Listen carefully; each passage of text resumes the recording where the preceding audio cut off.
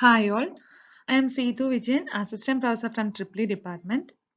Welcome to this session. In this session, we will discuss about the construction of DC generator. First, we will discuss about the principle of operation of DC generator briefly. DC generator is a machine which converts mechanical energy into electrical energy. Its principle of operation is based on Faraday's laws of electromagnetic induction. And the law states that when a conductor cuts the magnetic flux lines, an EMF is induced in it. Then that EMF causes current to flow through the conductor if the conductor circuit is closed. That's the principle of operation of a DC generator. So the following are the basic requirements to be satisfied for the generation of EMF. The requirements are a uniform magnetic field, a system of conductors, and a relative motion between the magnetic field and conductors.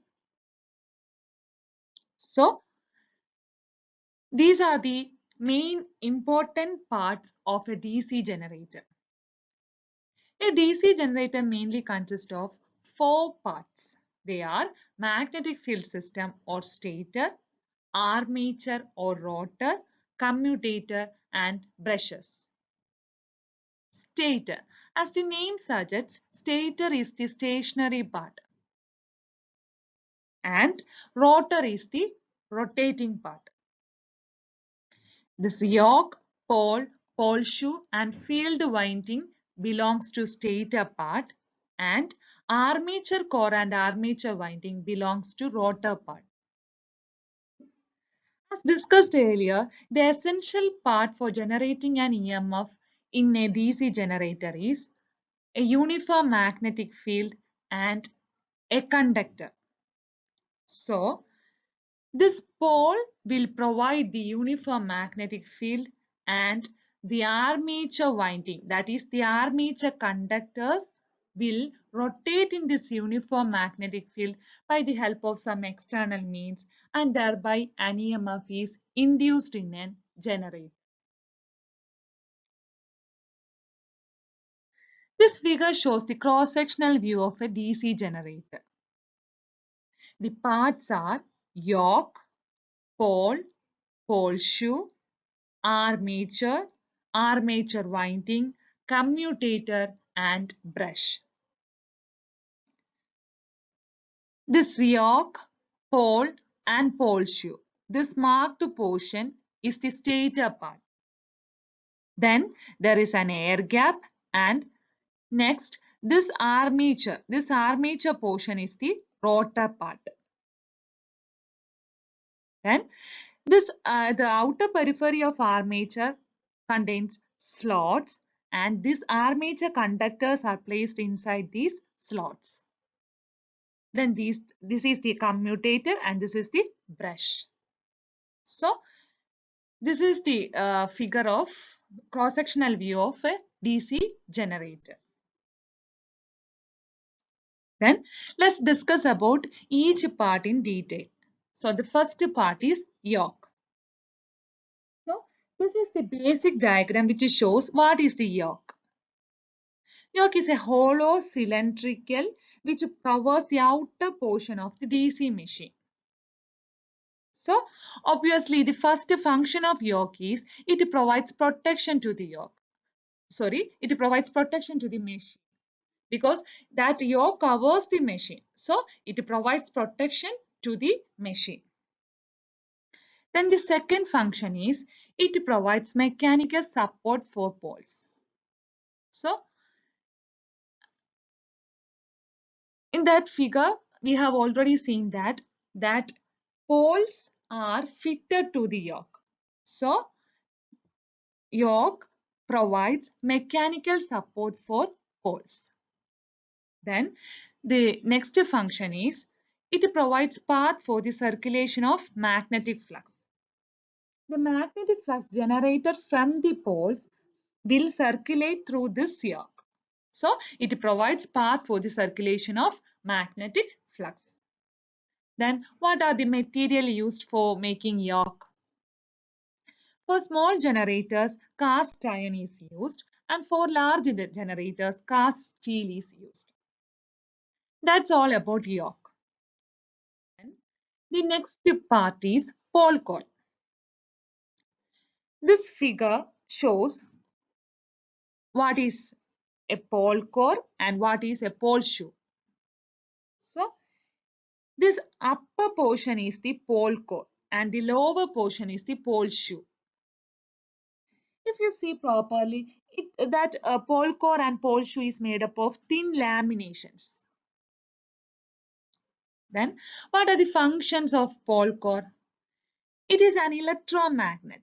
Then, what do you mean by an electromagnet? An electromagnet is a type of magnet which produces magnetic field by electricity. It consists of a magnetic core and that magnetic core is wounded with the field winding. And that winding is connected across a DC source because our machine is a DC generator. So we need an uniform magnetic field. So these windings are connected across a DC source. So this winding is known as field winding and the whole process is known as excitation. That is wounding a coil across a magnetic core and that coil is connected to a source. Here DC source is used and by passing current through the coil, magnetic field is produced. That whole process is known as excitation. So the first function is it is an electromagnet. Okay. Then the next function, it consists of field winding wound on it. Okay. Then the third function is it provides magnetic flux when field winding is excited. So these are the functions of pole core. Then what are the material used for making pole core? The material used for making both pole core and pole shoe are same. So first, the material it is made up of laminations of the annealed steel that are insulated from each other and riveted together. That is shown in this figure. It is made up of thin laminations of annealed steel. Then these poles are laminated to reduce eddy current loss. Then what is eddy current? Eddy current is the circulating current that circulates through the magnetic material. Due to this eddy current, there occurs some heat loss and eddy current loss. Then, how can we reduce this eddy current loss by using laminations? Let's discuss about it. Okay, we know that the Ohm's law equation is V is equal to I into R. Then from this equation, R is equal to V by I. Okay. Then another equation for resistance R is equal to rho into L by A. Okay. By using this laminations, length of this pole core is increased.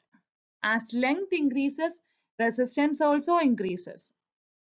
As resistance increases, current decreases. That means this eddy current decreases and thereby we can reduce the losses that occurs due to this eddy current.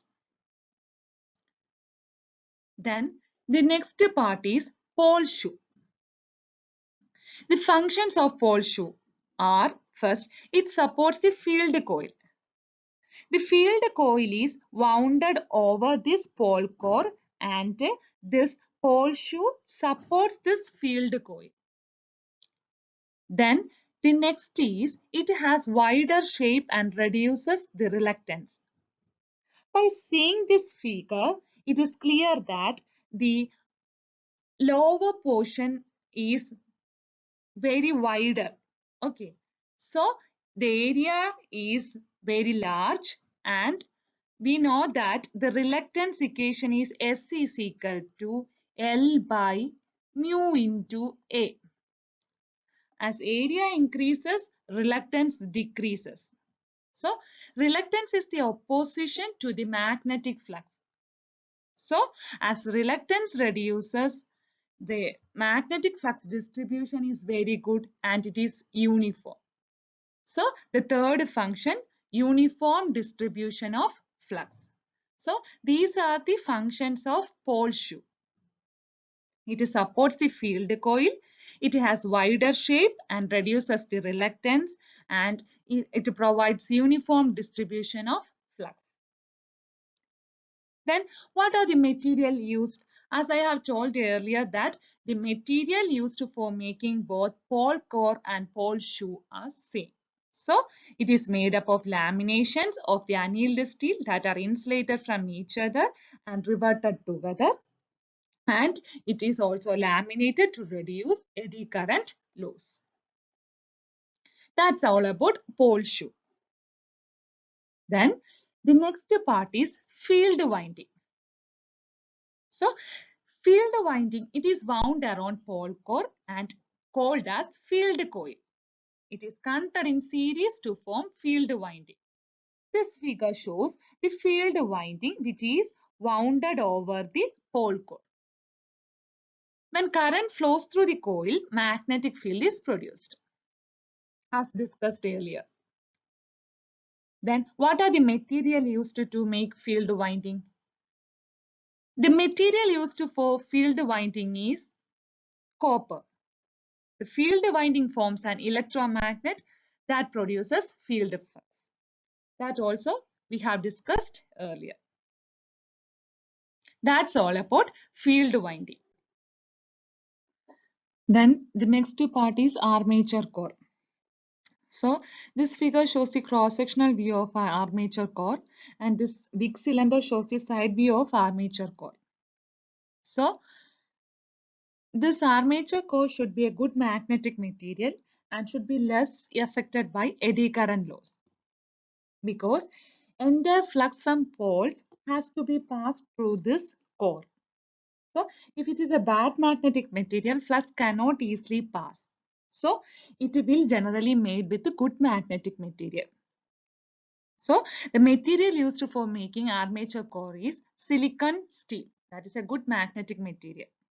And also laminations are provided so as to reduce the eddy current loss. Then what are the functions of armature core?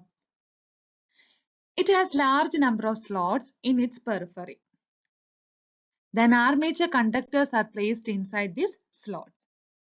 So then as it is made up of silicon steel, that is a good magnetic material, so it provides low reluctance path to the flux produced by field winding. That's all about armature core. Then the next part is armature winding. Armature windings functions are: first, armature conductors are interconnected to form armature winding. Okay, this armature winding is connected to the external circuit. And EMF is induced in this armature conductor, and due to that EMF, current starts to flow through this armature winding and then to the external circuit.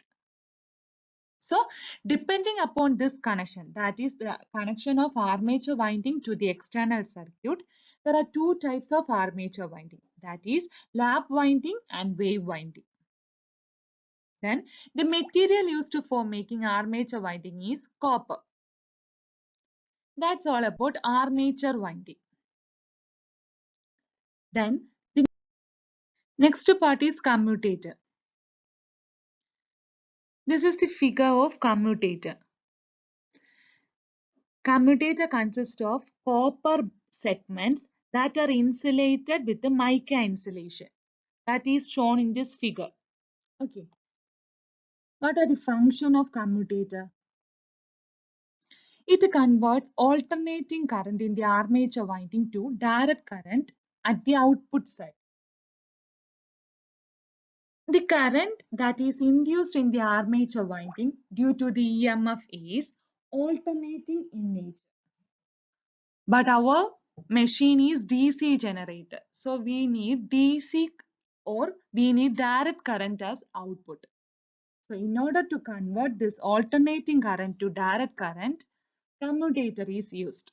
This commutator acts as a rectifier. It converts alternating current to direct current.